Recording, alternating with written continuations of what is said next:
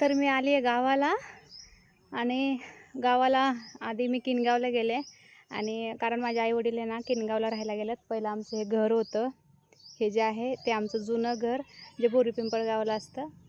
हे गाव आहे बोरी पिंपळगाव. तर हे पहिले माझे मम्मी आणि पप्पा इथे राहायचे बोरी पिंपळगावला आणि हे त्यांचं जुनं घर होतं. हे जुनं घर त्यांनी आता ते विकलं आहे. हे झाड आहे छान असं हे जे मी लहानपणी लावलं होतं.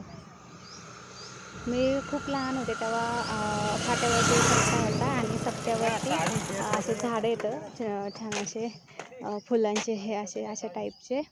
तर तिथून मी ते बी आणली होती आणि तिथे लावली होती इथे. तर ते झाड बघा केवढं मोठं झालं आहे आणि फुलं पण येतात. पण आता ते सध्या इथे राहत नाही, ते आता किनगावला राहतात आणि हे